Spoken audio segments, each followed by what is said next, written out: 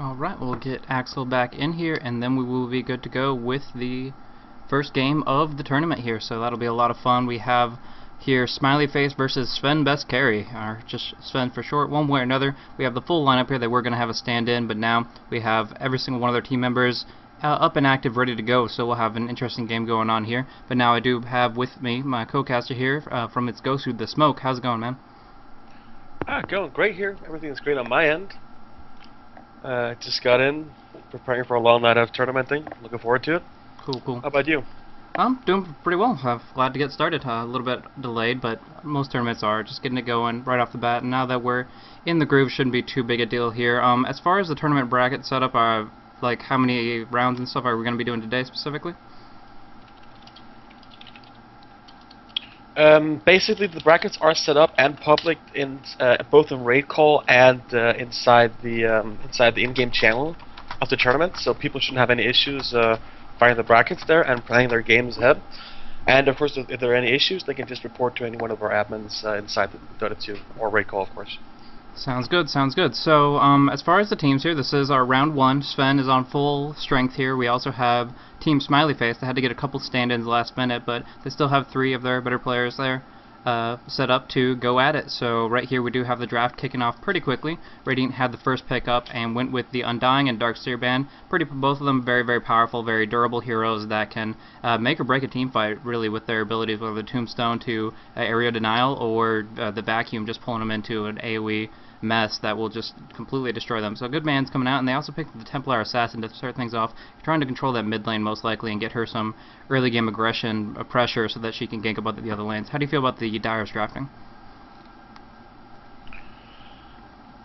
Honestly, it's looking pretty interesting so far. I mean, solid band, solid picks so far. There's only 2 of them up right now, so I guess it's a bit hard to say. But I mean, Takiro with his recent boost is just a great hero for almost every situation. And Rubik, of course, is one of the most versatile heroes in the entire game, with his ability to steal the imitative spell. So yeah, I mean, that's looking very interesting. I like both teams so far. Solid, old school picks. Indeed, indeed. And I mean, Jakiro definitely has been improved a lot over the past few months. He's been one of the primary supports. He's been up and down a little bit. His Ice Path did get nerfed most recently, but the overall buff that happened in the past couple of patches, I definitely think he's a really good option for some lane control. And he can not only harass, but set up some pretty good kills and put out some good push pressure. So we'll see how that works out for them. But they do pick up the Tidehunter, have one more draft available, but the Tidehunter alone adds a lot of team fight potential. Tidehunter generally played as a support, will go for early just stacking and pulling, and if they do put pressure out on that, if they try to knock down a couple of neutral creeps in the process, then he'll always be able to gush out and put some damage right back in the other direction. So they're going to have to watch out for that Tidehunter, especially once he gets to level 6, level 11, the Ravage, getting very, very high damage potential and disables, etc. So I believe Sven's going to have to counterpick with a BKB carry of some sort if they're going to be able to do that. But Templar Assassin's still piercing pretty well through with the negative armor factors. It's going to be hard to draft up against the Chaos Knight, adding a lot to their length as well, with that potential to have a really, really high duration stun early on in the game. I mean, yeah, definitely we do see the solid Chaos Knight pick here, as you mentioned before. I kind of like that pick. I mean, it's pretty aggressive. They picked 2 sort of carries so far. And then we do see the Keeper of the Light pick here on the Radiant team, going for more sort of a team fight proposal, I guess, more than rather than carries. But let's see if their last 2 picks match up that strategy. Sure, sure. So, in your mind right now, Dire has picked up kind of, like I'd say, almost 3 supports. I mean, the Rubik can be played as a core. Even Keeper can farm pretty crazy if he gets Travels up or something early on. But, you know, they're relatively squishy heroes. I mean, well, how do you think they're going to be able to round out their lineup and kind of make a full team lineup? I mean, they're good in team fights, they're good in the early game. How are they going to round out their late game? I mean, yeah, I'm kind of hoping that they're going to pick up some sort of hard carries for the late game, because if they don't, I mean, they're going to have to rely solely on team fighting. I mean, they still have 2 picks to go. We do see them actually banning Enigma. That's probably a pretty smart ban, considering they might, the Iranian team might go for some team fight now to counter there. But yeah, I agree, they're all pretty squishy, and I'm definitely think they need some sort of late game, unless of course they want to count on specific sort of chain commands and everything with the team fight and all, but that's sort of risky. So sure. It's really looking forward to see the rest of their picks. But Radiant kind of banning very intelligently, knowing exactly what Actually, the Sven best carry, their team name itself, going to be picked up as a ban, just making sure that's taken off the board as they are looking to ban out some carries, and Sven is one of those high-powered one with that god strength. And just if he can get some farm up, he can do a devastating amount of damage. Same with Phantom Lancer with a very high agility scaling. And also the Queen of Pain ban, just kind of, I mean, they already had the Rubik possibly going in the mid lane, but they just, Queen of Pain is very versatile. As long as she gets solo experience, she doesn't really care where she's at. She's very mobile and can put out some devastating damage in team fights, so kind of cutting that off. But I definitely think that there's going to be some hard carry action coming from Sven best carry, since they really don't have to worry too much about the, the first 10 minutes of the stage, unless they get a really painful lane. Right here, the Chaos Knight Lina pickup, that's going to be a very devastating lane combination. They might add in the Tidehunter as a third, but one way or another, just those two alone can do so much damage, so much disable, and are probably one of the more powerful kill lanes along that lines of Chaos Knight Leshrac as well. So one way or another, they're going to have to watch out for that. Whoever is going to be laning against them has to play very carefully, and hopefully have some good escape mechanisms as well. But we'll have to see how that works out for them as they continue to draft up against us. Yeah, I mean, really liking the Lina pickup. Is definitely a really strong kill lane. We're assuming that they're going to go together, of course. So it's going to be interesting to see if the Radiant team actually counters that lane specifically, or just kind of go with the flow and hope not to get dominated too much in the early game. Because if Lina ensures Chaos Knight getting monsters farm, it's going to be really hard to get out of him late game. So interesting to see how the Dire team deals with that.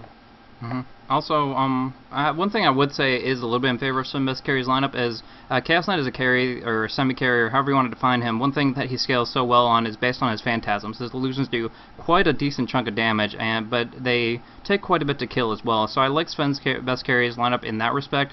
They have the Fade Bolt, all of Jakiro's abilities, Keeper of the Lights Illuminate, and now Dragon Knight with his splash damage at level 11 and 16, assuming red is taken, which probably won't be, but anyways, and the Dragon's Breath. All of this is AoE magic damage, and the Dragon Knight's case physical damage, which would mean that the Phantasms from Chaos Knight won't be lasting as long as he'd prefer them to, which means a lot of his damage output will be cut out right off the bat. But of course there's still Templar Assassin to back him up. She picks up like a Desolator along with her meld negative armor stack, still going to be delivering a lot of pain pressure. So it's going to be on Sven best carry to engage the fights appropriately. They need to make sure they can get Dragon Knight as quickly to level 16 as possible to really maximize on that hero's potential. And Shadow Shaman going to be the last pickup for the Radiant. How do you feel about the Shadow Shaman? Do you think that'll be just that they needed the extra disable and they thought that would be the best lineup? I don't think he's going to go solo. The Shadow Shaman pick is really good in my opinion, because with the extra CC combined with Lina and the Tidehunter, I mean, it's just, they've basically got, I wouldn't say 3 supports, but I mean 3 team fighter gankers in that sense and 2 hard carries, so quite a solid team, sort of, I'm not going to say standard, but I mean sort of old school in that sense. I'm really looking forward to seeing the Dire team's last pickup here, because that could make a very large difference depending on what they decide to pick. Alright, yeah. I really don't know what the best option would be. The Tidehunter has already been taken off the board, so they're going to need some other kind of powerful disable. I mean, Ice Path is solid. If you can get the AoE stun part of Telekinesis up, that's also a really good option. Dragon Knight, of course, having the Dragon Tail. They have a lot of good single target, but really I think they do need some more powerful AoE. I mean, they could go for like an old school Earthshaker pickup. I mean, Sand King's still an option along those lines, but yeah, it's really on them. They have 3 intellects, they have the strength carry. I think they're going to feel secure about every phase of the game, and Dragon Knight is a complete beast if he gets a high GPM stack.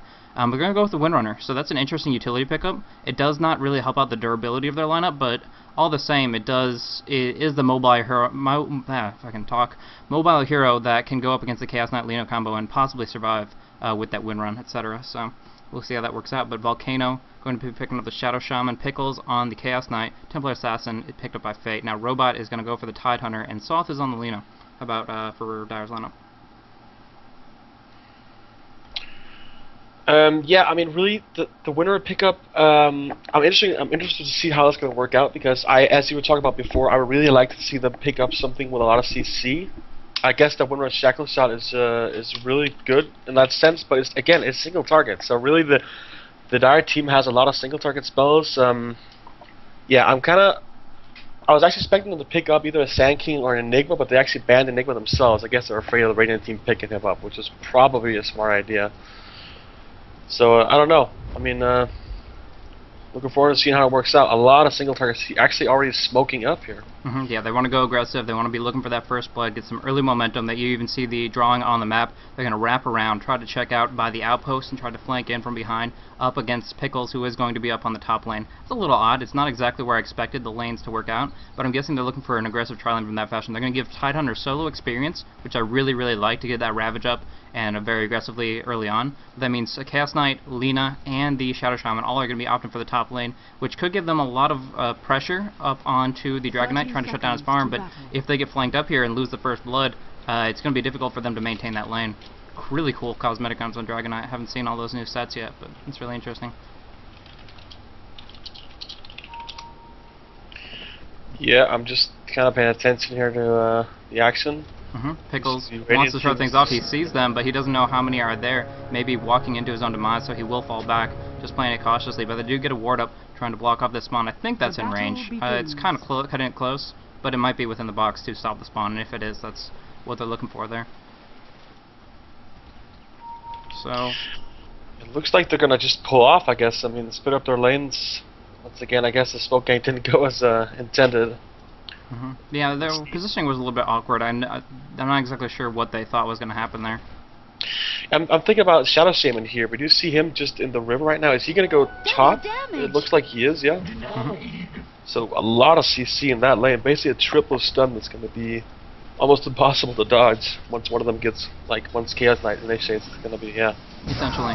And one of the big weaknesses of Shadow Shaman is that Shackles, although it is a nice 2.5 second channel duration, he can easily get stunned out of it if they save one of their stuns. But the thing is, Dragon Knight and Jakiro are the only two stunners in that lineup, so they're really going to want to focus the Dragon Tail on the Chaos Knight once he goes aggressive, and from there they just have to, that pretty much means they can't use the Ice Path unless they want to eat through a full duration shackle. So it's going to be an interesting dynamic back and forth, and we're going to have to see who gets the most farm out of that. It's really down to the individual players, how they position themselves, how they engage. But Pickles has been taking quite a bit of harassment thus far, has already eaten through 2 tangos, and is still on only 3/4 life. Now they drop the ward for nice aggressive vision, and once that Chakra Magic comes up from Keeper of the Light, I think they're going to be in a lot better shape of putting that pressure out. Yeah, I definitely agree. I mean, it's really going to be all about the timing of the stuns. If the one lane misses their stun timing, they're basically going to get stunned out of everything they do. Of course, Chaos Knight and Lina are not exactly channeled, so that's the advantage there. But, I mean, yeah, I mean, there's basically everybody in this lane has a stun, so that's going to be pretty interesting. Yeah, definitely. Let's take a look at the other lanes as well. I mean, actually, 1 second stun coming out from Dragon Knight. They are going to go for the Shackle here, so he's going to pop the Ice Path to prevent it. Now the Light Strike Ray does come on through. Now Pickles wants a little bit more auto attack damage. They might just get it. Lina gets the first blood. Soth taking that extra 200 gold to the bank. And with that, we'll probably pick up a nice pair of boots, because that is a really, really good start for them. Especially going up against Dragon Knight, that did take down his gold count. His CS is currently only 2. So negated down to literally 90 gold right now, not where you want to be in the first 2 minutes of the game as an hard carry. And Volcano doesn't want to stop there, starting off the Shackle, but the Light Strike Ray only hits on the Dragon Knight. Their Reality Rift pulling back into Jakiro. He can put up the Ice Path, he indeed does. 1 more auto attack, 2 more, the salve is not enough, so 100 gold wasted on the salve and also the death. Now Light Strike Ray, they want to finish this, just a couple more autos, so much damage, they will be enough. 3 kills for this tri-lane, and yeah, Smiley face, very, very happy about this one. Very, very impressive play by the Radiant team right there. I mean, 3 kills in the trial this early, that's a huge downfall for the Dire team so far. Let's see if they can actually pick up the ball here. But that it's just the Radiant trial is so hard to be up against. So they're rushing for the rune. Regeneration is going to go to Fate. He doesn't have the bottle, but just picks it up and just denying that rune to Rubik. Very, very important at this stage. We do see Rubik having quite a hard time. He has a bottle, but it's emptied and he has no mana and half health, whereas Templar does not actually have a bottle yet, but I think it's actually on the way. Yeah, it is on the way, yeah. So, looking pretty good mid lane. Bottom, we do see a Tidehunter versus a Windrunner. I mean, a pretty solid solo lineup, I guess. Don't think too much action's going to happen there. Yeah, not too much. I mean, they're both very durable. I mean, Ice Path going on Volcano. He is dropping pretty low on top lane. Rally Rift pulling in Shackles, and they're just kind of trying to disable as much as possible in all different directions. The focus isn't exactly there, but it's 1-for-1 right now, which is perfectly fine for CK. He needs those kills to keep going. We'll pick up an urn pretty shortly, but as you're saying on the bottom lane, yeah, Windrunner, Tidehunter, both of them are very, very hard to kill, and the fact of the matter is they don't have that many great aggressive mechanisms. They are great for setting up other people to help them out with kills, but they themselves have a hard time of finding it by themselves, so it's not really going to work out. It's just going to be a pretty passive farm fest, and although Rubik is having a hard time with the fact that he's, you know, lost a lot of his regeneration, the bottle, the rune control, speaking of which, 4-minute rune will be spawning up on the bottom rune spawn. Actually, neither of them have vision of it, but I believe Rubik will be heading there shortly.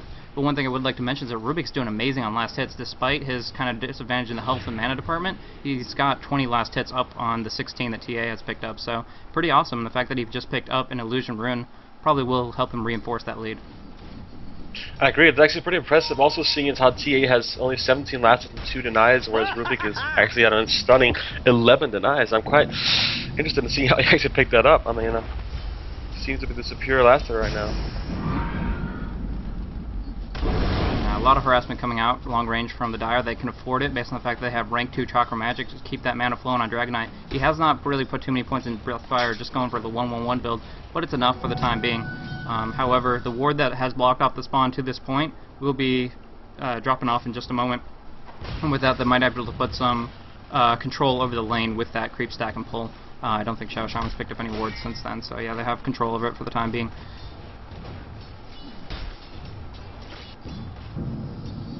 Yep, you see pretty just different harasses going out from Lina and Dragonite from each of their respective fires. Chaos Knight actually dropping low. Yeah, he's really low HP. There goes the Ice Path, a beautiful stun action to Hex into the Light Strike Array and Dragon Slave to make sure that he could get out perfectly fine. He doesn't have any more HP regen, but no problem at all in supports. Got it covered, popping the salve off on Pickles. He'll be going up high, and he has a lot of mana. Starting off on the Dragonite, he's already saved.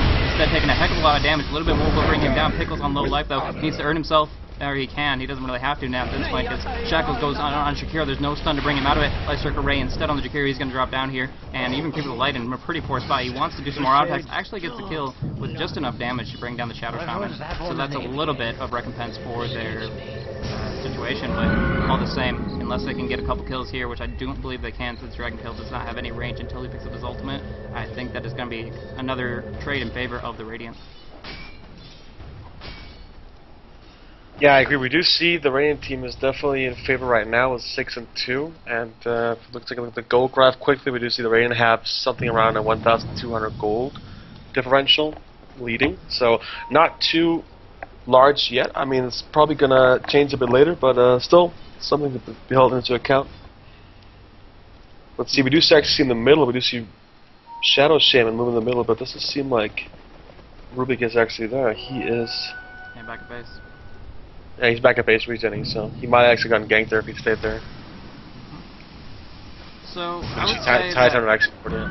As experience goes along, I would say that the Dire becomes a lot more menacing. I mean, Jakiro getting his full set of abilities can teamfight extremely well, along with that Rubik.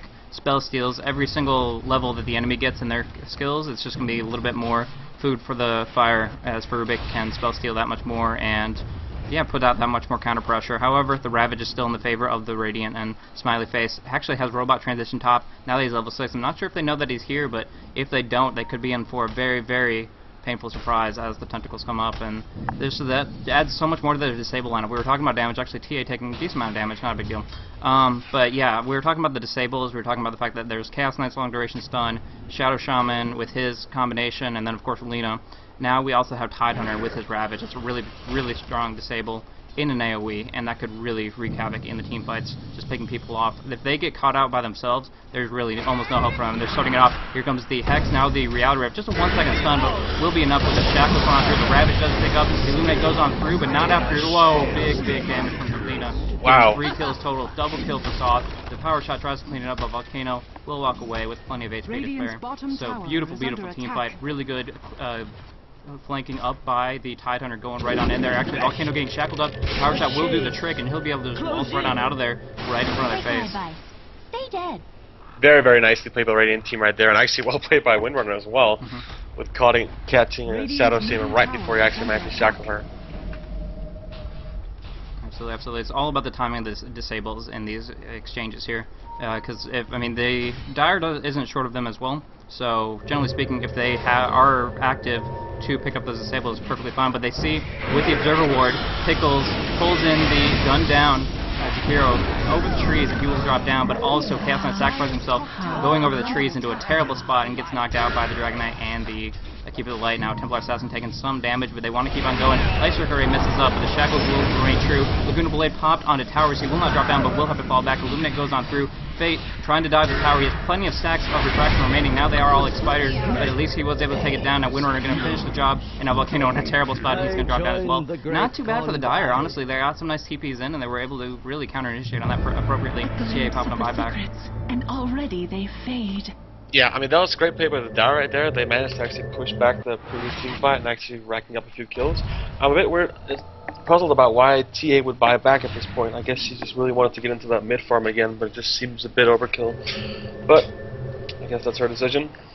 Well, it only costs 330 extra gold, but of course the death timer is rather brief in of itself as well. Picking a little bit of that farm up right here, but yeah, she just doesn't want to lose that momentum. TA is in her prime now, and when she picks up either a Blink or a Desolator just to put out that much more aggressive damage output. Chaos Knight looking for drums, and yeah, they just want to go for the mid-game teamfight build. And with that, this is moving on into that laning phase. It's starting to break down a little bit as we see all these different heroes transitioning into the other lanes.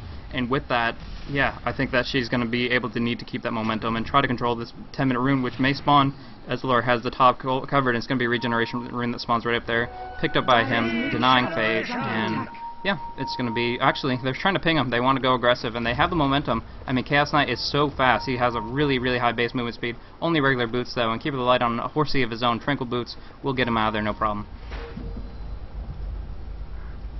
We'll just keep it back with that super high movement speed as well. Yeah, there's no way Jakira's getting out of this. I mean, Illuminate will do some counter damage, but just good engagement by Chaos Knight, and Jakiro just got caught out.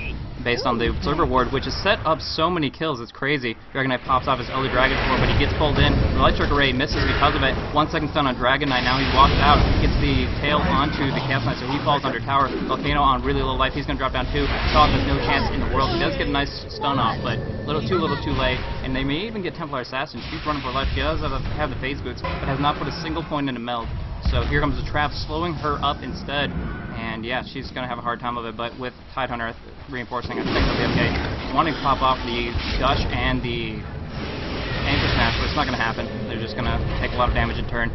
Pickles back in the fray, teleports in, Reality Rift up, 2 second stun, that's going to be the death of the Rubik, and now I think everybody's going to fall back from here. But yeah, TX lived through that, so she's perfectly happy, and that's actually did get the Gush. I'm amazed they had their vision, but they were able to at least lock that down. TA wants to go aggressive once more. Fate knows how much he can invest into that refraction, and they can absorb quite a bit, but I think they're still at a standoff. I don't know if they want to commit, even with the Ravage underneath this tower. But see, we saw just a second ago how risky it is to dive the Dire team on the tower. It really did not work out in the favor of the Radiant team. So I'm surprised to see if they'll actually do it again. I mean, the Ravage is up now, so that'll definitely make a big difference in the team fight. Let's see if they are going to go for it again. Yeah, I mean, this Observer Ward on the Radiant has been so clairvoyant. I mean, it shows everything about what has been going on. It's given him such good initiation. A robot loses most of his mana, though, and now most of his health. He does have the Arcane Boots, though. He can sustain it perfectly fine. Fate going to fall back, though, and with that TP, I don't think they're going to put pressure out again. I mean, I know that Windrunner isn't technically in the action, actually getting recalled back by the Ezreal just to make sure that she is in the fray, but there won't be any action here. They see on their own Observer Ward in the lane that there's not going to be too much more aggression. Not sure what he was trying to freeze there. I guess this little itty-bitty spider, but nevertheless, they're all going to fall back and just go back to farming mode. Yeah. I think TA is best off right now, just farming middle, getting that early Blink Dagger or Desolator or whatever she chooses to go for. I'm of course expecting Blink Dagger to get that up and just, you know, really keep the momentum rolling. Especially now that Rubik is not there. But with this Elder Dragon form green, I think they could put a lot of damage pressure on this tower. They do have the fortification available, but still doing 20 DPS extra. And now the fortification has popped, so they want to go on it. Pickles does get picked up. There goes Telekinesis and the Dragon Tail. Just a little bit more job. Now Lina on half-life. Does pop the Laguna Blade. Finished off the Dragon Knight. Now it's going to be Volcano all by himself. Pops off a nice set of wards, but will possibly drop down himself. Yeah, the Sullen Stun of Chaos Bolt put out from Rubik will easily bring down. And now they're just going to farm up these Serpents. Get some nice bounty out of those, about 33 gold each. And yeah, they're going to get a lot out of that for sure, though. TA at least got the mid tower in the process, so a little bit of a trade-off. Yeah, because we do actually see the Dire team is actually catching up now with only a 1 kill loss differential. So that's yeah, quite a bit compared to what we saw earlier, of course. And if we take a look at the gold graph, we do see that the Dire team is only 5 or 6 on a goal behind actually. So yeah, they have really caught up. Nice play by the Dire, and of course the Radiant as well.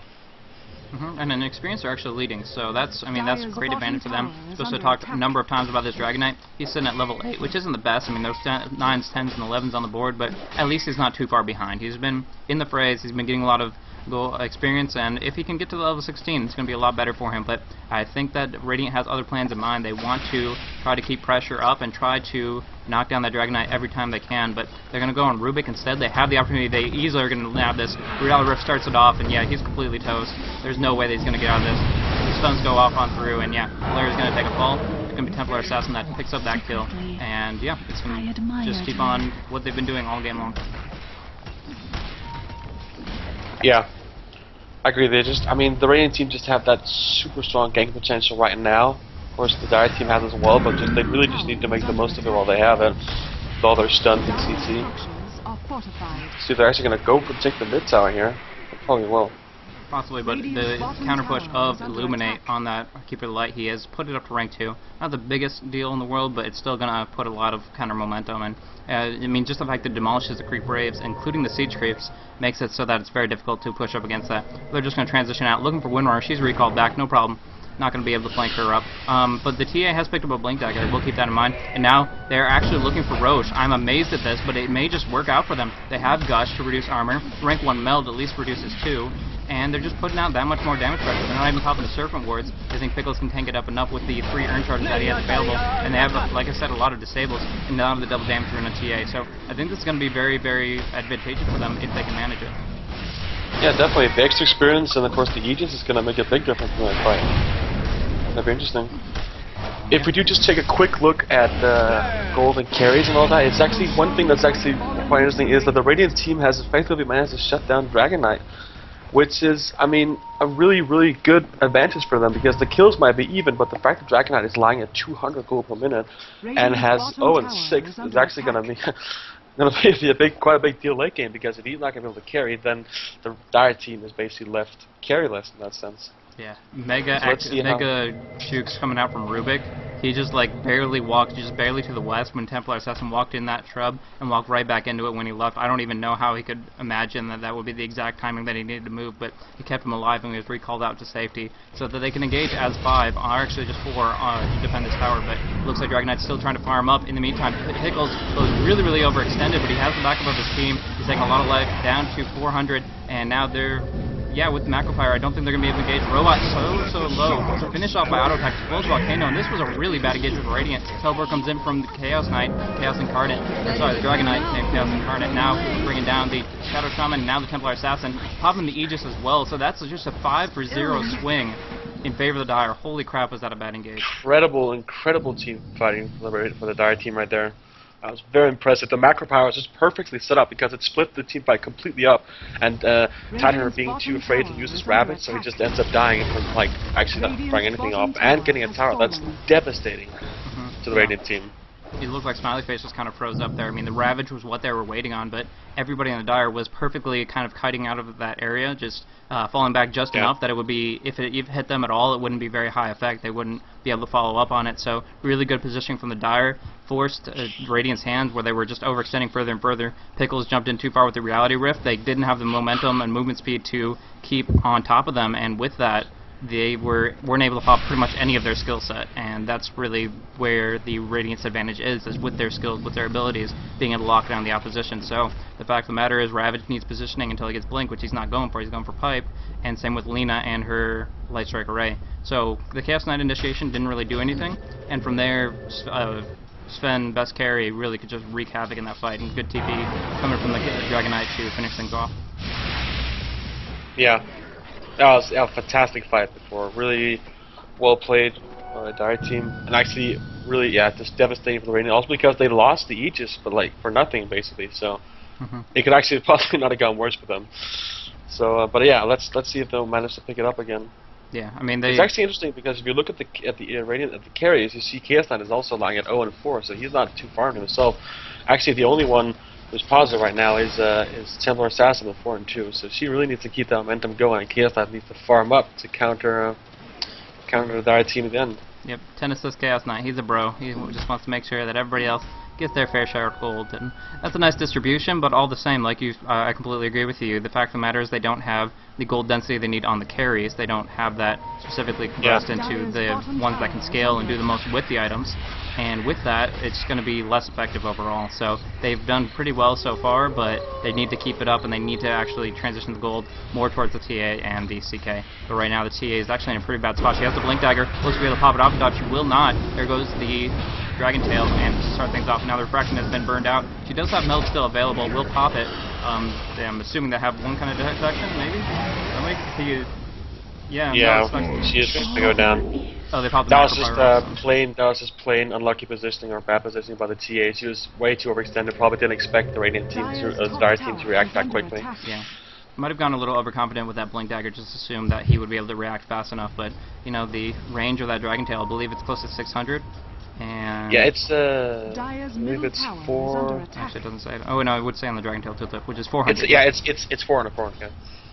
So yeah, he got it off, and with that was pretty much the demise of TA. They didn't have the sentry wards on them, but the macro pyre was enough to burn her down. She had to walk out, and that was, yeah, easy kill for them. And to follow up with their 5-kill spree, I definitely think that's exactly what they're looking for. Dragon Knight picks up with Helmlet Dominator. That means he will be able to stack up the Ancients quite a bit, whether he decides to go for the old build of going for ranked up Dragon, Red Dragon, to farm up Ancients aggressively, or just keep the green to keep the push momentum rolling. Either way, again, when he hits that level 16, I know I've hit on that over and over and over, but I cannot understate the relevance of that. Once he gets those last 4 levels, he'll be a machine, especially if he has the farm to back it up.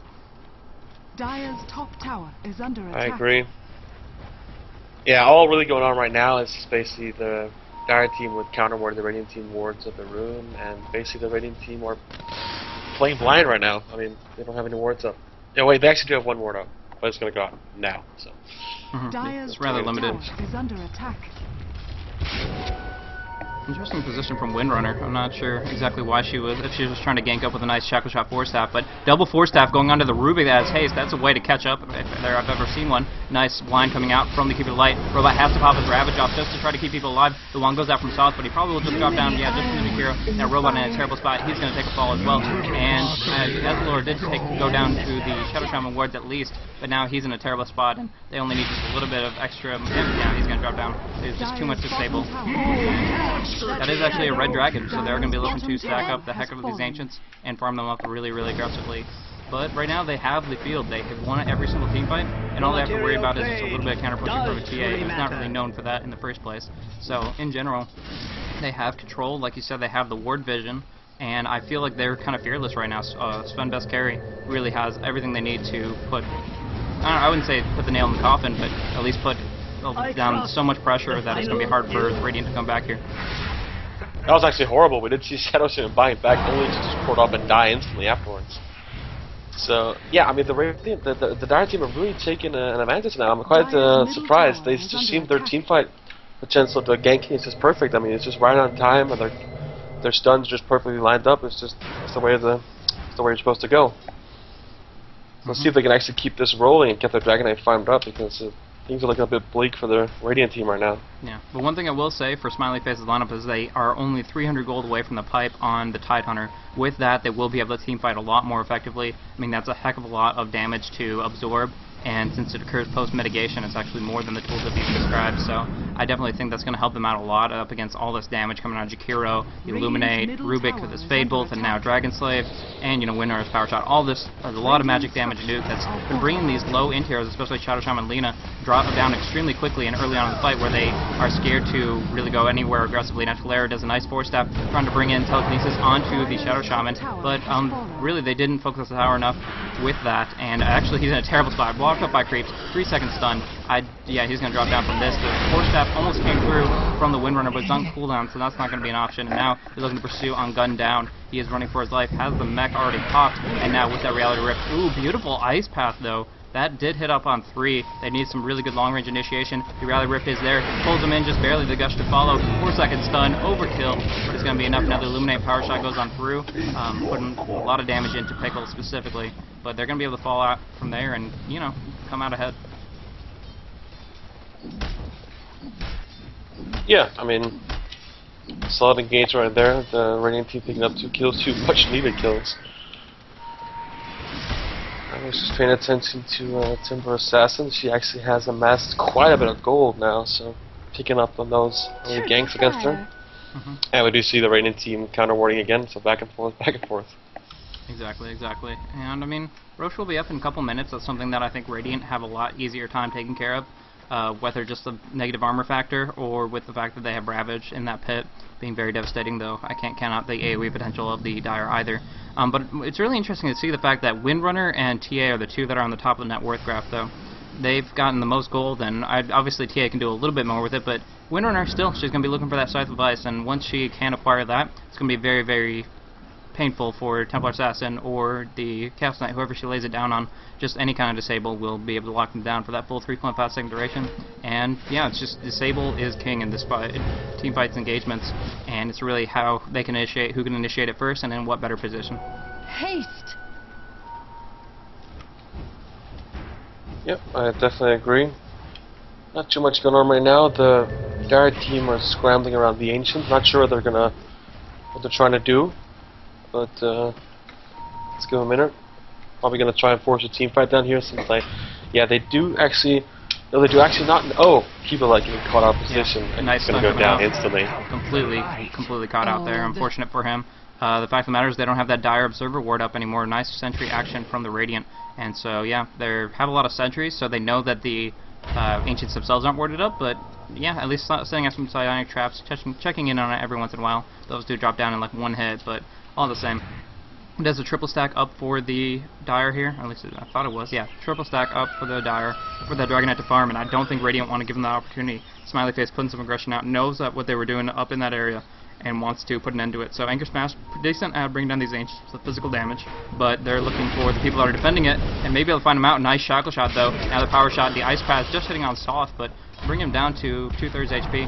And it's just the long range spell is kind of flying back and forth, trying to draw lines and control the area, but in the end, I think it's going to be Radiant going to be able to take these. Yep, but you see those Ancients just nicely stacked, and the Radiant team actually just going to taking them all. It's going to be pain in the ass for the Dire team right there. And they have a lot of good items. Just recently picked up the Armlet on the CK, the Desolator on the Templar Assassin. Gives them a lot of extra damage. I mean, during disables, the big thing there is to try to burn them down before the disable expires, and these 2 items will help them do that very effectively. But yeah, looks like the Dire wants to come in and flank them. They know exactly where they are. They have 2 carries that are on very low life, but instead they're looking to engage. Smiley Face pops the pipe off. They're very confident with that. Nice Ravage coming on through. That Shackle puts the Robot down. The hero does get popped off, but not before the Macro Fire goes on through, which drops down Lena. Robot on really low life. Pickles pops off the Chaos Knight. Stun. Chaos Bolt 3 seconds, so Pickles will pop off his Armlet. He may survive. There's a lot of long range potential from the Windrunner though, and putting damage into the Dragon Knight, just playing cat and mouse, now falling back, and I believe both of them are going to get out no problem, which is really, really fortunate for them, except Chaos Knight has 1 little range creep. Nope, was able to disengage him, but they at least know where he is, and he's going to have to watch himself as, you know, the long duration Dragon Knight stun. He only has 1 point Dragon Tail, but it will be enough for them to lock him down here. Wow, very interesting Shackle angle, but was able to bring him down. A lot of pinks coming out for that. I'm not sure exactly why, but one way or another they did get the kill, so it's going to be, I guess, 4 for 3 in the end. That was a fantastic Shackle by Renor right there. Radiant's top tower is under attack. Let's see. So, who would you say that was a favorable exchange for? I can't quite figure it out. I mean, it looks sort of even. They lost, as far as I'm concerned, they lost. I would say that they did lose on heroes. I mean, obviously they didn't get both their carries out there, but one thing they did take the Ancients, and not only does that give farm to their team, but it denies farm that would have directly gone to the Dragon Knight. We were talking about specifically who the farm's going to, and Dragon Knight is the one person they need that farm on the most, and right here they take it right out of his hands. and that's very, very good for them. So I would say, honestly, Radiant Smiley Face did come out on top just by a bit, but by losing this Roche, I don't think that's going to be favorable in general, because BKB is going to be up on Dragonite shortly, as well as this Aegis of the Immortal, and from there, it's going to be hard to fight against this with a double Dragon coming up. Yeah, I agree. That's going to make a big difference. Great pickup on the Aegis on Dragonite. He is going to have BKB in a second here, so he is going to be quite hard to put down, doing a lot of damage. Also now, Axe level 16, having his Elder Dragon. Another easy pickup on the Shadow Shaman, kind of going really out in the open for the fact that he has such low life, probably doesn't have but 1k. But one way or another, he has taken a fall. Robot was able to get a deny while they were doing Roche on a tower, so that's really nice. I can't even recall which tower it was, but one way or another, that is taking golds out of their hands. If they had gotten the bounty and the double gold from it, that would have been much more favorable for them, but I don't think they need it. I think they have potential of the end game. Like you said, that is rank 3 Elder Dragon. He has an Aegis, he has the BKB and Helmland Dominator. It's going to be hard for them to do anything to this DK as long as he doesn't get completely caught out.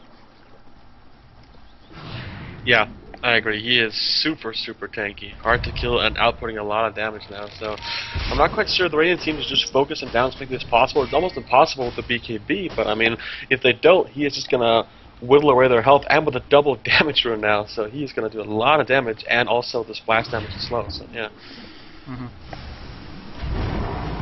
Yeah, it's going to be TA that has to put out a lot of damage into him. She has the crit, she has the Desolator to bring down his armor, which I gotta say Dragon Blood gives him so much, plus 12, but he does get kind of caught out here. That nice Ice Path will delay the damage coming into him. The Electric Array is true, and he will at least take one fall. They don't want to give him the second one. The Macro Power goes up, trying to draw the lines, they're trying to pull him out, but they've almost completely fast block him. He pops the BKB, he's doing so much damage aggressively. Pickle's dropping like a fly, and now his big grab is coming on out. It's going to take 3, possibly 4, but nice shot, power shot from Winter. I mean, or staff, one way or another.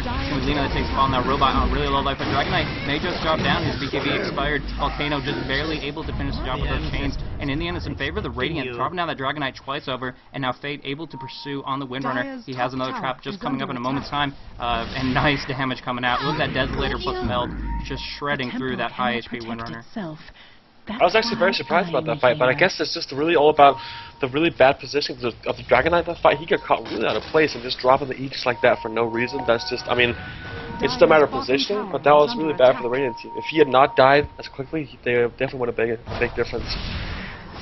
Exactly. But that was really in the favor of the Radiant team, rather. Nice team fight. Yeah, I mean, it's a 10-second BKB, so he was able to wreak a lot of havoc, especially on top of that macro fire that Pickles was just waddling on through. Did get burned down really quick, quite literally, but after the fact, 10 seconds BKB expired and the chains were not interrupted. He was underneath power, in range of rank 2 Serpent Wards, and he just doesn't have that much HP. We have to remember, he has only gotten 330 GPM. And that's not exactly where he wants to be at, even if he is level 16. So he can't just waddle on into the 5-man team and their tower and expect to live twice over. It was better than it could have been. If he didn't have that Aegis, that fight would have been over extremely quickly. But all the same, I definitely think Radiant played it very well, and the Dragonite overextended himself. I definitely agree. On another note, I was about to say that I had actually not noticed that KS not actually using his ulti yet, but I guess it's just that his illusions get focused down so quickly, because he did actually use it that fight, and I was a bit surprised not to see a larger presence from him. He was battling Dragonite 1v1, and he ended up losing, but I didn't really see the well-known Phantasm just hacking away at people. Yep. Along those lines, though, I think they do have some really high potential to initiate. Sven, best carry. They have a couple of force staffs. They have the long-range initiation, but Robot has had some really good positionings, and you can see the mech and the pipe that they've picked up on their team are just doing so much work and keeping their heroes alive in general. I mean, Templar Assassin was barely touched at all in that engagement, just they knew how. I mean, the fact that they have to burn down through 6 instances of refraction, through a pipe, and of course with the mech adding a bit of extra health, it's really difficult to do. So Fate being given all the survivability he needs from his teammates, and the fact that he wasn't focused with those spell-based disables means he has, I mean, BKB wouldn't have even been warranted in that circumstance. So instead he's gone for a pure damage build, going for the Desolator and the Daedalus, and my gosh, it's going to be a lot of damage coming in, especially against these low armor intellect heroes. He doesn't even need to focus the DK in those circumstances, because DK does have a lot of armor. They can just worry about him last and just go on like the Rubik. 5 armor going to get completely demolished. And for those that don't know, if the armor is reduced below 0, it's going to actually amplify the physical damage more than if it was a pure damage nuke. So it's going to be very, very painful for all these little armor supports. Yeah, definitely. We do see actually Templar Assassin picking up a Daedalus, so she is just going to be outputting huge amounts of physical damage with the crits now. Also, she is lying at the absolute highest amount of gold with 511 gold per minute. We do see Dragon Knight actually catching up on his farm, up at a 340 gold, but still not nowhere near Templar Assassin. So they're definitely going to roll out her as their primary carry. She's also at the absolute highest XP per minute at over 600 XP per minute. Pretty impressive. So, yeah. Oh, wow. Did you see that nuke? That crit literally took out 80%. 800 health. That was, oh my that was gosh. like 900 health. That's so insane. Well, yeah, that was insane. I think the numbers speak for themselves there. Holy crap. Yeah, we do see she's actually critting for something like 900 now, so she is going to be a real pain in the ass once she gets in the fight. Yeah, but one thing to keep in mind, Winrar has picked up that Scythe of Ice. The 3.5 second disable is going to be really good at locking her down, and I think that's why she really wants the BKB. Under some circumstances, I would say it's not even necessary, but against this team, the Dragon Tail, the Path, the Telekinesis, the Power Shackle Shot, and now the Scythe of Ice. All those disables. Once, I think Templar Assassin really just wants to hurdle up until she gets that BKB, and then she just wants to go full aggressive. Take down the Roshan, get the Aegis, and push in for the win. That's really the timing window that Smiley Face needs, and it's going to be the question of whether Dire gives it to him. Sven, hard carry, could push in right now, and if they can get the disables up on TA, they can probably lock her down, but the question is, will they be able to, with all the other heroes being such high priority as well? Yeah. I agree. Just taking a look at the graphs here. We do actually see the Radiant team smoking out for a gank here. Let's see if they can actually pull something off. I do think Templar is going to pour out in time, though. Yeah, she is going to get out in time. Yeah, she's going to be able to TP out. And one thing I want to mention, just looking through the graphs real quick, experience graph. After all this time, all these kills, 28 to 31 now, but in the end of this 35-minute game, dead even on experience. Literally the exact same amount across the board. So maybe distributed, like we look at the graph, Templar Assassin has almost double most of her team members, but all the same. It's distributed a little bit odd, but across the board, each team has exactly the same amount. So that's going to help out the fact that Winrar has more stats available. I mean, everybody just really is level reliant and trying to get more and more damage out of their skills. And this game thus far has been very conducive of that, I suppose. Yeah, I definitely agree on that one. And I'm not sure if he had it before, but Shadow Shaman does have a blank, so it allows him a little bit of mobility in the next team fight. I did not actually notice that. That was a good point. Yeah, that's gonna be if he can. I mean, if he can jump in and land some good wards and a good shackle, that's definitely gonna be a big difference. Question is who they're actually going to I'm thinking about the Radiant team, who they're going to focus this fight, because they know that Dragon Knight is strong, but he can be killed if he does not actually get his BKB off, and he dropped pretty quickly last fight. But at the same time, maybe taking out the Windrunner before she gets her Scythe off could be valuable in this fight. If they even know she has a Scythe, I'm not quite sure if they actually know that. Or they could just not go for her at all and just keep focusing Dragon Knight in the hopes of picking out their hard carry. I'm not quite sure though. Gonna be interesting to see. I think the Assault Hero's pickup on Dragon Knight is going to be really big. The +5 armor is probably going to be even more important than the attack speed and the -5 armor of the opposition, just based on the fact that Templar Assassin is doing so much physical damage and they need to reduce that, and that putting out an aura. I mean, the null field alone on Rubik is reducing a heck of a lot of magic damage outcoming, and they don't have that much. Actually, Fake getting cut out. Here comes the Piglet. Now the Power Shot and Shackle Shot and the Ice Path is going to get shredded down. Robot comes on in, does get the Ravage, and there's going to be a complete super strategy pause. Somebody disconnected apparently, which... That was a very interesting pause. Yeah. Now, one thing, I apparently forgot to mention that the Ravage was stolen by Rubik the last team fight. It didn't make the biggest steal in the world, but every bit helps, and it's a very good ability to steal in general, especially if you can keep get a lot of damage output with it. So Tolerant might be able to jump in and steal this Ravage, but he did just get hit by it. There goes the Angus Smash. Not going to happen. Instead, we're going to see the reinforcements of coming in for the Tidehunter, but it is right now a 4v5. Nice, beautiful Macropyre hitting on 2. Now the word's going through. It's going to be tried to take the fall. Chaos Knight, his army gets obliterated really quickly. The Phantasms don't stand a chance. Instead, gets caught in the enemy's Serpent Wards as Rubik ward traps his own opponent up. And yeah, that's going to be a really bad fight. And it's all started with Fake getting caught out in the enemy jungle. didn't really have the vision he needed to. Actually, look at the dire wards. Observer wards absolutely saw him no matter where he wanted to go in. Those were the best turtle wards pretty much I can think of, just making sure that they get the next couple minutes of farm, and indeed they did, and instead found a little Templar assassin a little too far away from home and was able to bring him down really, really quickly. That was, I mean, I can't even stress enough, that was a beautiful team fight by the Dire team. That was incredible. I mean, perfect synergy right there. Just picking off Templar, just picking her off quickly, not allowing her to even reduce their armor once or just slap them down, but just, you know, picking them off one by one, really missing all their stuff. Ravage going off a little bit too early, but he kind of panicked, so I understand that. And just a beautiful macro fire, just lining them up and freezing them at the same time. Great team fight. Great teamwork. So, if we do take a look at the gold, actually, oddly enough, we do see the Radiant and Dire team are actually equal, more or less. I mean, there's a 150 gold differential, and they're actually going to pick up Roshan for the second time on the Dire team. This time, he is carrying the cheese. Yeah. So, the Aegis on Dragon Knight is going to be pretty hardcore. Let's see who picks up the cheese, though. If he's actually also going to go for that, I don't think he is. Maybe other attacks. Radiant want to contest this, but he's already going to be dropped down by the time they get in there, so they can't actually maybe make up for it. But after the fact, Mel's actually coming out from Templar Assassin. There is a Central Ward up on the flip, though. She does get pigleted for the time being. Now Dragon Knight wants to focus her down, pops the BKB. Beautiful action from Jakiro again, and now Robot is in a really bad spot. The Ravage is on cooldown. He already popped the pipe up. He will be able to fall back, but Fate, not so lucky, gets stunned underneath the enemy. Just 3 people there, and Volcano trying to pull him out, but it's not going to happen. He gets knocked out, and that's going to be very, very painful indeed. So, wow.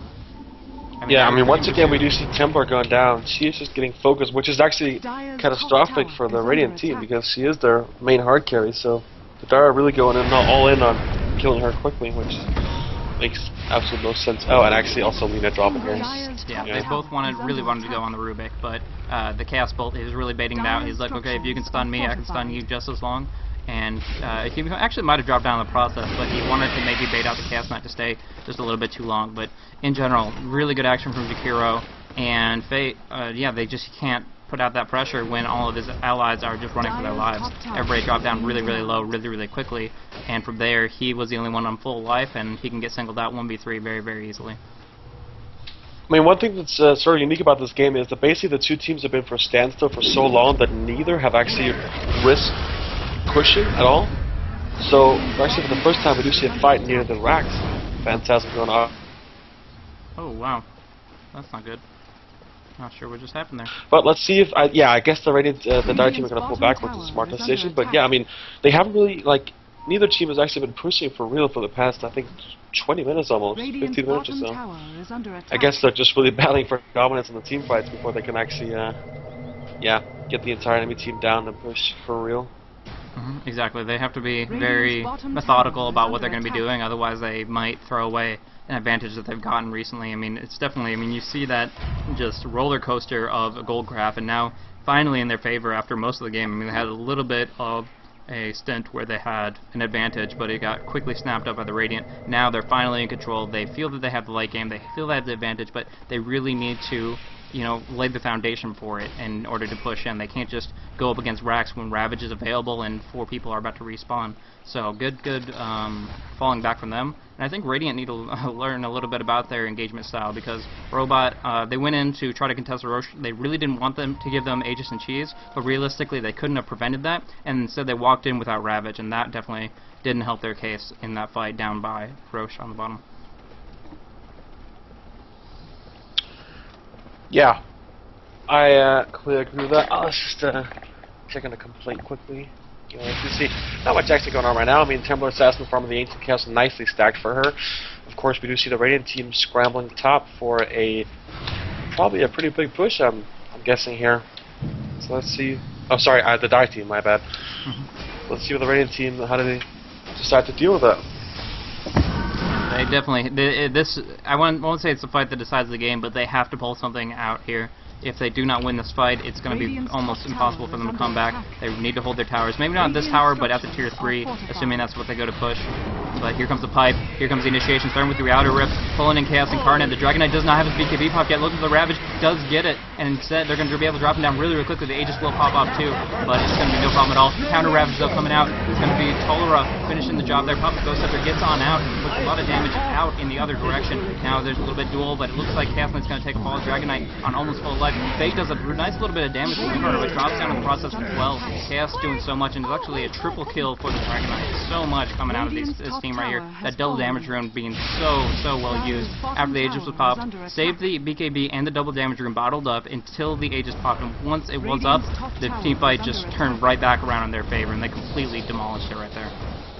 We do actually see Winner picking up a Death there. That actually did quite a big difference. He was just picking Templar Assassin's health off, because right now Templar Assassin is the very definition of a glass cannon. So she actually got down pretty quickly. That was interesting because Chaos Knight once again got picked off pretty quickly in the fight, but managed to survive. Actually also having double damage. It's almost a copy of the last fight, but I think this is probably going to be a GG for the Radiant team, looking as they're going to lose around 4 racks, 2 sets, so going to be interesting to see if they can come back from that. But that was, that was a good fight for the Dire team right there. Yeah, I think that was definitely the nail in coffin for the Team Smiley Face and their 2 stand-ins. It's just too much at that stage. I mean, the Dragon Knight having the Assault Cuirass, some good lifesteal, the BKB up, and being level 23. Of course, that double damage rune did worlds for him, but once they won that Roche and they won the Roche fight after the fact, it was very, very difficult for the Radiant. They needed to do something right then and there, and obviously that did not turn around for them. So I think that's going to be the clue, just about the end. They're going to fight it out. They still have 1 racks available, and they really want to stay in this, but it's going to be so difficult. I mean, you see the gold graph just doing the exact same thing we've been seeing, and yeah, I definitely think that the Dire have this in the bag. They just need a little bit more momentum and to do exactly what they just did one more time, and they can lock this down. Yeah, that's the game, I agree.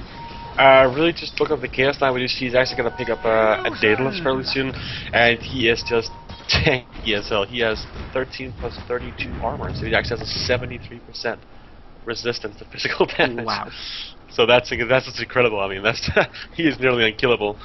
But yeah, I mean, really, the only way I see the Radiant team winning this now is if they do a massive push in one of the already pushed lanes, like the lanes of missing racks, because really with 2 racks down, the problem is that whenever you kind of leave your base, it just ends up getting pushed by the creeps in so short time that you really have to be so offensive on a counter push. So I'm interested to see if they're actually going to do something about it, or actually just take it and hope to win the next fight near their own racks, on their own turf. Oh, Faye getting cut out on bottom lane. This could be very painful indeed. They got the Mana Leak on her, but she will pop the BKB, pop the mill, but there's a Sentry Ward. A few more auto attacks will do the trick, without a little bit of counter damage on the illusion actually, but instead that's going to be her death. And with the fact that she really wanted her BKB, I don't know actually if she recently spent gold or what, but the point is she doesn't have gold right now. Buyback is not available, and that's going to be a 70-second death timer, which will give them all the opportunity in the world to push down this bottom lane. We do see Templar Assassin actually being cut out of plates for almost something like the 4 past ganks, which is really catastrophic for the Radiant team. I mean, she is their main carry, but she keeps getting, not to blame anything on the player or anything, but she just keeps getting caught out of place, which is just, I mean, yeah, it's just horrible for them. She's never really there for the team fight, which makes it sort of awkward for them to fight. So let's see if she actually is going to make it up. Yeah, still 45 seconds to go. I don't think she's going to make it. They're going to take the racks in something like 10 seconds probably. Possibly, yeah. They have a lot of. They're going to hurry up. I mean, they're fearless right now. They have the Ravage and the Rubik still available for about 30 more seconds. They want to use it, and with that, Templar Assassin being down 5-4, there's really nothing stopping them from knocking this down. Fortification will not be available. Robot wants to do something big here, but he doesn't really have the opportunity to do so. Here comes Volcano, pop in the ward. 4-second stun does come out on Jahiro, but both Ravages go across, everybody up in the air. It's going to be Jahiro that does take a fall. Shackle's going down on Chaos Incarnate, actually doing a lot of counter damage. Holy crap, are they winning this? Wow, actually Chaos swapping. They're all falling back. They were actually able to hold it.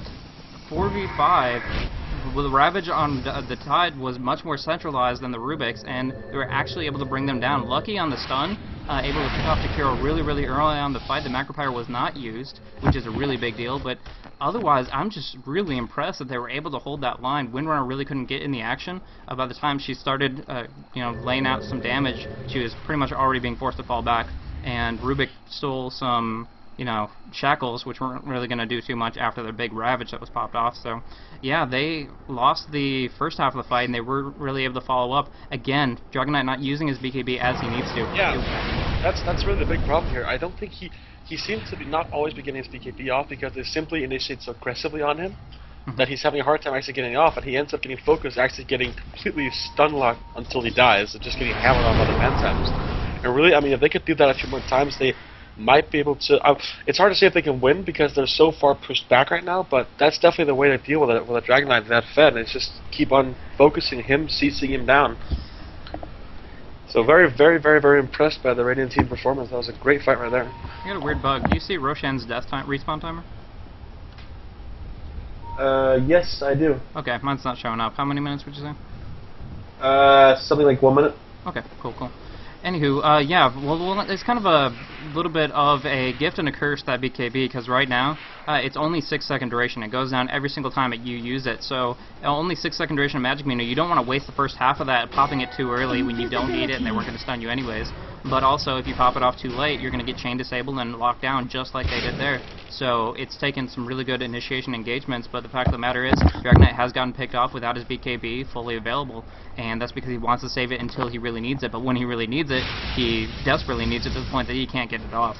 And that's going to, yeah, it's just been very, very devastating for him in the past couple of fights. But Scythe of Ice is up on the Rubik. If we look at the net worth, the top of the top 4, 3 of them are the Dire by far. I mean, Chaos Knight's close on their, nipping on their heels, but nevertheless, they have a couple of scythes, and the fact of the matter is Chaos Knight's BKB is wearing thin as well as TA's at this point. 8 seconds on TA, and 9 seconds on Chaos Knight. Actually not doing too bad, a little bit better than I thought they were, but nevertheless, if they can get the scythes off, those piglets will be going home to the fountain. And we do see the Dire team actually take a Roshan for the 4th time now, with the cheese as well, so yep, that's probably going to be the game finisher. Let's see how the Radiant team has a hold of. I mean, really the thing about this BKB, the Dragon Knight, is that he's probably having a really hard time deciding when to pop it, as you also said, because, to be fair, it is pretty hard to figure it out right now, because the teams, I mean, they have the advantage of the Dire team, but I think he's kind of underestimating when exactly they're going to go for him, and whenever he does that, he ends up getting picked off pretty quickly, and his team just simply cannot save him. Though we do actually see the 2 scythes are, I mean, that should be quite a bit of CC if they actually manage to scythe the right Chaos Knight or right TA or Tidehunter in time. That's really going to be a GG right there, and there's no doubt that this is going to be the last fight of the game, I think. Yeah, most definitely. I could say that maybe the Dire supports could drop down a ward, seeing as it is nighttime, there's reduced vision, and maybe that would give Dragon Knight a little bit more opportunity to see what's forthcoming, and therefore pop the BKB at the ideal time. But nevertheless, I think that this the Immortal only has to do is just pop the BKB once he dies down and comes back up once. They were actually already taking a heck of a pounding. Fortification popped off right off the bat. Nice ward trap coming on Chaos Incarnate. He's actually in a really bad spot. Reality, we're pulling him in even further in the base. That's a really bad spot to be in, but Tidehunter looking for a Ravage. Already popped off the fight. So much life does get the Ravage off, though. No chance to steal from a dead Tidehunter, but the Dragon Knight comes back up. The gigantic dragon with his BKB up, dueling it out. Fate doing a lot of damage to Windrunner, but she pops off the Wind Run. No MKB, so you can't bring her down. Robot instead got to take a fall. Buybacks all the way across the board. Saws taking a lot of damage. Actually gets a nice stun on Clara. He will survive though with that nice force step. No, he won't. Stabilize has Cleave going across with a nice line. Drops down for the 2nd time. Nice stun coming out of Castle Current. 3-second stun. We'll be able to bring off the Dragon Knight buyback. So all everywhere. It's just this army of reaching so much help. But in the end, Rampage for the Dragon Knight. Rampage for the Dragon Knight. And the GG well played goes off. I have to put my own off here. That was a nice game. Yeah. So yeah, I mean, really, it all comes down to the Dragon Knight picking up the Aegis, and him. He might be getting picked off quickly, but just having the 2 lives just really, I mean, ends up destroying the Radiant team. Of course, not to say that the team members weren't a large part of that as well. We do actually see Windrunner just outputting enormous damage in the end. So, actually something you don't often see in that sense, but that worked out really well. Yeah, I mean, Windrunner actually 17-1. Yeah, I did not actually notice that. Well, she got a lot of farm in bottom lane. Tidehunter really can't deny her, per se. I mean, his base damage is okay, but he transitioned up to top really quickly to add that Ravage, which did wonders for them, but Windrunner was just farming away. And once she got into those team fights, she was getting the kills, getting a lot of assists as well, and yeah, it was just hard for the Radiant to deal with, and that, I mean, just the general item progression of the Dragon Knight was enough. Even with low GPM to start off, he, you know, moved forwards with it, he kept on his pressure, and with that Daedalus, that Assault Cross, and getting so many Roshes, I think that's really what helped the Dire out to an extensive degree. Roshan after Roshan fell to the Dire, and Radiant didn't stand a chance after the first. Yeah, I agree. That was a great game and really well fought by the Radiant team, but in the end, they were going to succumb to the might of the Dragon Knight and the Windrunner team play combined. I mean, also, I did not actually notice the scythes going off specifically in that fight, but I mean, they must have done a pretty big difference. So I think one went off on Tidehunter after he ravaged. Oh, actually, he died immediately, so he barely got it off. Well, yeah, I saw him running away from Windrunner, where he actually got dropped very quickly, and Dragon Knight as well. But that was after Dragon Knight already died once, so I did not actually. I was more focused on him right there. So. But yeah, 2 lives. Like I said, double Dragon. Aegis the Immortal up on Dragon Knight over and over, and once he comes back in, he gets big, he gets aggressive, and he pops everything, and that's just when the team fight completely swings. So really nice action from the Dire, and yeah, like you said, well played to the Radiant. They did a really good job, especially in the early game in that aggressive tri-lane, but all the same, it is going to be the conclusion of that matchup there. Sven takes the win, and we'll move on. Anyways, yeah. For those that don't know me, I'm BlazeCasting, Dota 2 caster, and obviously you're at my Twitch TV channel or at my YouTube channel, either way, but they're under the same name, and this here is It's Gosu the Smoke, casting this amateur cup for It's Gosu. So thanks for tuning in, guys. We'll have another game in just